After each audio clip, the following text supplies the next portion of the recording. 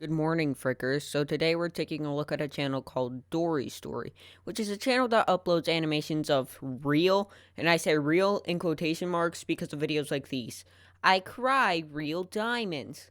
I know he's watching me, but I still continue to do this.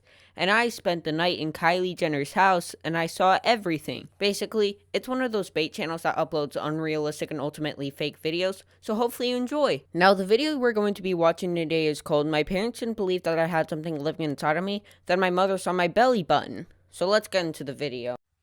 Hi, my name is Andy, and I'm 15 years old. Let me ask you a question. Do you love your siblings? No.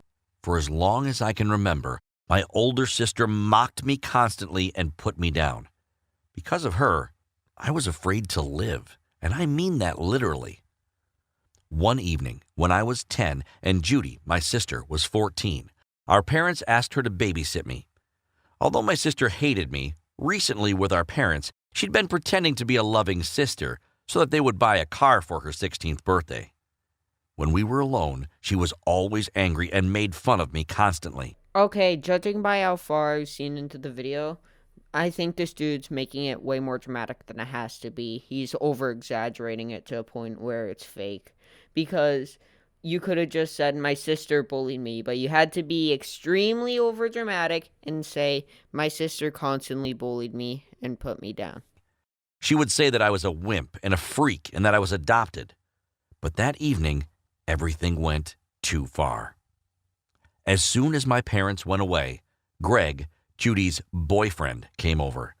He was 17 and he was as nasty as my sister. Greg always called me a dweeb, making fun of my height and lack of muscles. When he and Judy got bored, they would force me to box with him or try to lift heavy dumbbells. I loved to draw comics and wanted only one thing, to be left alone. When Greg came over that night, they sat me down with them and put on a horror movie. In the film, monsters crawled out of people through their belly button and ripped them in half. I was terrified, but I was forced to sit and watch the awful film. Judy, seeing I was upset, laughed and grabbed my belly button. I have an outie belly button, and my sister told me that a monster, like from the film we were watching, lived in me. She claimed that she had seen a larva creep into my ear when I was younger, and soon a monster would burst out of my belly button and rip me apart. So I guess this is the typical sibling in these videos. They're extremely jerking to their sibling, or otherwise known as the main character. So I guess this is the typical sibling in these videos. They're extremely jerky to their brother, and they usually have some sort of boyfriend that's also a jerk to them and makes them do stuff that they can't do normally. I couldn't sleep for a long time that night, and so I drew the monsters from the movie until I dozed off. In the morning, I woke up. Looking down, I saw blood. Red blood. Yeah, you have to be very specific with that red blood. If it's blue blood, it's fine. If it's yellow blood, it's fine. If it's red blood, it's bad. It was like I had drawn last night. I lifted my pajama top, and there was blood around my belly button. I froze. I looked, and beneath the blood, there was something black. Just like the movie. I screamed so loud that all our neighbors heard me, and my mom came running into my room. I was hysterical and kept crying and trying to explain about the monster that was coming out of my belly button. I tried to tell my mom that I was going to die as soon as the thing burst out of me, and maybe I was adopted. But between the tears and the screaming, I didn't make any sense. Eventually, my mom lifted my pajama top, took one look at my belly button, and dragged me into the shower. I wasn't going to die. Judy and Greg had snuck into my room once I was asleep and drawn something that looked like a monster on my belly button, then covered it with ketchup. Judy got grounded. And that's where the video ends. Hopefully you enjoyed this you thought. There's still like 8 more minutes of this, surprisingly. And I got sent to a child psychologist. I went to Stella, my psychologist, twice a week. Because of the incident with Judy and Greg and the movie, I developed an erratic phobia of belly buttons. As soon as I saw them, I would panic, thinking some monster would emerge and rip the person in twain. I had horrible nightmares and regularly awoke in a cold sweat. What was worse was that I started to notice something. My belly button really was getting bigger, and I was terrified. I didn't tell anyone, not Mom, not Dad, not even Stella. My belly button was getting bigger, and I knew what would happen once it got too big. The monster inside of me would come out and rip it apart. Eventually, the pain, which was only minor at first, got too bad. Desperate and thoroughly terrified, I told my mom. She took one look at my belly button and turned white. We were in an ambulance on the way to the hospital within the hour. At the hospital, the doctors discovered that I didn't have a case of the money bellies, but instead something called an umbilical hernia. Moreover, I had had this since birth. This umbilical hernia had had an effect on my growing up.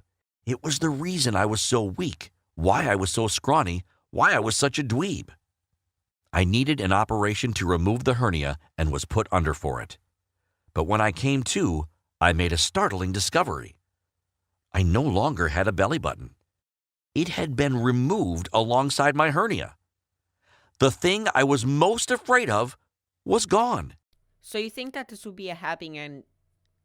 So you think that this would be a happy ending with the kid having his hernia removed, with the kid getting over his fear of belly buttons by having his belly button removed when the hernia was removed? And yeah, you'd think that the video would just end here, but sadly, it continues. Gone. But despite this, I still had nightmares and still felt uneasy about the whole thing. Judy, annoyed at having gotten in trouble, continued to tease me. She constantly told me that the monster was still inside me and hadn't been removed and was going to crawl out any day now. I'd had surgery to remove a hernia, and my outie had been removed as well. So why did this bother me? Because I could feel something moving in my stomach. This time, I told Stella right away, but she thought it was my phobia playing on my perception of reality. She was proven wrong very quickly, as a few days after our session, I came down with a fever. It got worse and worse, and eventually my mom called an ambulance. I was taken back to the hospital, but I was terrified. Were the doctors going to find the monster in my stomach? Was I going to be torn apart? Not quite, but the doctors did find something. During my operation, a piece of cotton wool had broken off inside of me, which none of the doctors had spotted. This wool had been resting inside of me, absorbing liquid and moving about. Because it was near where I had had the surgery, the skin was tender, and thus I felt a lot of pain when it brushed the tissue. Now I had an even uglier scar, as the doctors had to remove it too. I was never vain or proud of my body, but now I was extraordinarily self-conscious about it. My parents spent a lot of time with me, and Judy grew ever more jealous.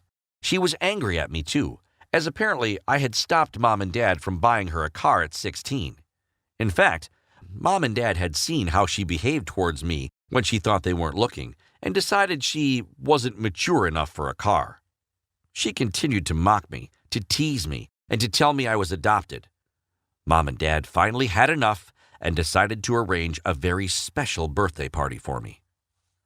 On my 12th birthday, my parents arranged for only a small celebration. No friends, no relative, just me, Mom, Dad, and Judy. Sounds like me. Mom and Dad told us they had something to tell me, and Dad showed me an old piece of paper. It was an adoption certificate. Judy had been right all along. I was adopted. I had been adopted when I was a few months old, Mom told me. They showered me in kind words and told me how much they loved me, whilst Judy stood there, her face full of malice and glee. That was until Dad presented a second old piece of paper. Judy, we adopted you too. You and Andrew are biological siblings. We love you both equally. The truth was, our parents couldn't have children. They had decided to adopt a baby from an orphanage, that is, me. But they learned that I had an older sister and didn't want to separate us, so they took us both in. Our biological parents had died in a car accident 3 months after my birth. For so many years, we had thought each other different and weird and had vied with each other for our parents' love, when in fact, we were the same. Two orphan children adopted by parents who loved us both equally. I struggled with my phobia for years. I sometimes thought that I would never get past it. But a few days after my birthday, it just vanished. I don't know how to explain it. It just stopped being a problem. Judy changed too. Since learning that we were both adopted, we get on better. She is more supportive and nice, and I try to help her any way I can. So it ends how you'd expect it to end. Everyone's all happy, and yeah. But with that, I'm going to end the video here. And if you made it to the end of the video, maybe consider subscribing. It'd really help the algorithm out. And also comment down below what you'd like me to do next for a video. With that, I'll see you soon. Goodbye.